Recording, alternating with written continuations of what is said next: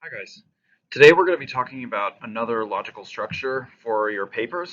Um, this one might sound a little bit similar to the 5 paragraph essay that you've learned before, but I think it's a more nuanced take on it. It's going to allow you to think about it in a deeper way that's going to lead to better papers than just the simple part 1, part 2, part 3 conclusion after your introduction. I would suggest that you take notes on this. Um, as always, you shouldn't just copy the screen, but you should actually think about what I'm saying and put it down in your own words. And you should keep them so that when you write the paper, you could reference them and see if there's anything here that's useful to you. So I want to remind you before I get going about logical structures. It's been a while since we talked about them. And the first time I talked about them, I said, one basic logical structure, the 5 paragraph essay structure. And that 5 paragraph essay structure was really, it's just a template that you've been given, right, by previous teachers to say, this is something that works, which is true. It does work, but with writing, as you get more advanced as you learn who you are as a writer and you figure out your voice and you learn different tricks that work for you, I also want you to remember that these structures are just suggestions, right? The 5 paragraph essay is a suggestion for something that works that most people use. The classical oration structure is a suggestion that follows a logical progression of ideas that works for some people. But you always have room to move about within them and between them, to use elements of each structure within your own writing. So you shouldn't use this as, now I must do it in this way, but more as oh, okay, I can take elements of this and make them work for me. So remember to think about that. As a review, the 5 paragraph essay structure is a simple structure that takes a 3 part thesis and turns it into a paper. Usually the claims of it are fairly simplistic, so you'll have a list of things in the 5 paragraph essay. You'll say something like, if it was a rhetorical analysis, you'll say something like, the author uses appeals to emotion and appeals to authority and repetition, and then you'll have a paragraph on each of those, and it works, it's fine, but it's not really saying anything new. Um, we talked about the classical oration structure being a bit more free and emotional, so it's kind of focused more on storytelling than it is on just proving 3 different points or any number of different points. It's focused on that emotional, kind of bringing the emotion out, and I don't want to say manipulating, but influencing the audience emotionally. Um, it typically will save the thesis as kind of a reveal at the end, so you spend your time kind of exploring these ideas and, telling the story of these ideas, and then you'll reveal kind of your overall thoughts at the end. And what we're going to talk about next is deductive reasoning. And what deductive reasoning is, it's the process of coming to conclusions from what we generally understand to be true. So it's the idea that we have certain kind of beliefs or certain um, tenets of belief that that we can apply and kind of shift around in order to come to larger understandings. And so I'm going to explain what I mean by that, and then I'll show you how you can organize it into a paper. So the logical structure of deductive reasoning is 3 parts, and it looks very similar to what we've been talking about in class already in terms of constructing arguments. But we call those parts premises, and you can replace the word premise with beliefs, like I was saying on the previous slide. So you take these things that you kind of already assume to be true, these premises that you already assume to be true, and you build them into what we'll call a stance. So the basic thesis structure, which of course is basic and you can change it as long as you have these parts, you can write it in different ways, but I'll explain it in the basic way, is you take a major premise and a minor premise, so a more important belief and a less important belief, and then you combine them and you turn them into a stance, something that you're going to, like a larger overarching kind of point of action that you can take from combining those premises. And so The major premise you can think of as your primary claim. We've talked about claims in class. So it's going to be either a claim of fact or value. This thing that you believe is your primary claim is the most important part of the argument. The minor premise is a secondary, it's a less important but still vital part of your argument, and it's a related claim of fact or value.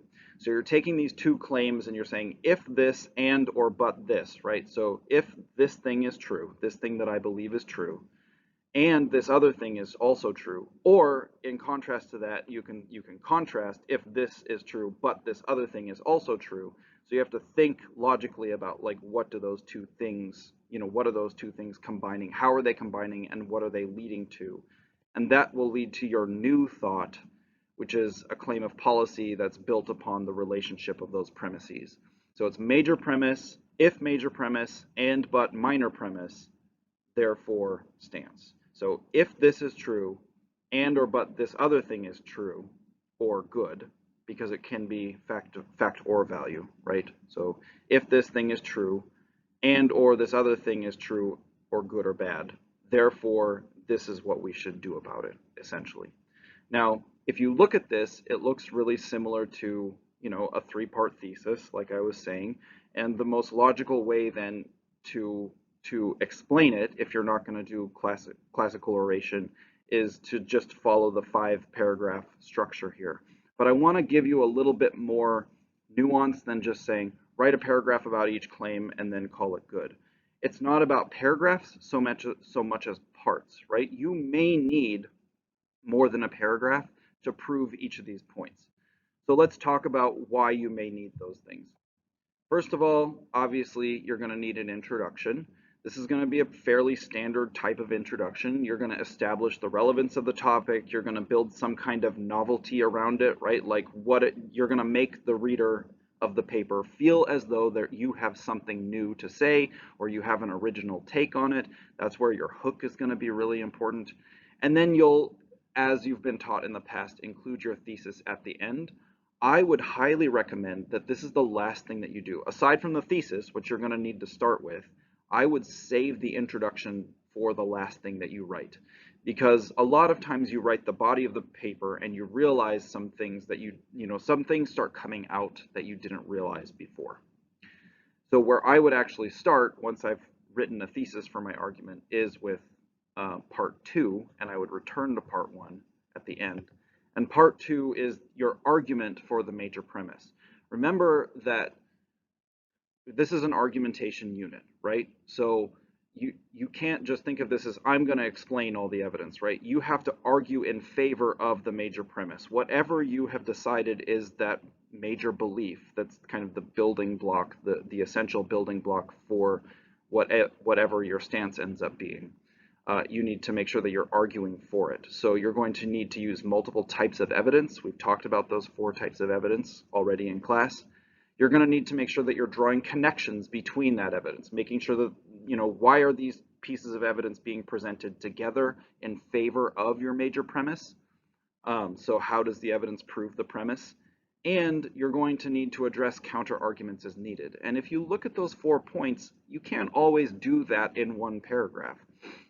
Your writing should have evolved at this point in the year to the point where you can make decisions that are appropriate for your rhetoric, that, like, oh, I need to break a paragraph here, or I need to start a new paragraph here, or each piece of evidence might need its own small paragraph. However you decide to do it so that it's rhetorically effective. So that's why this is part 2, not paragraph 2.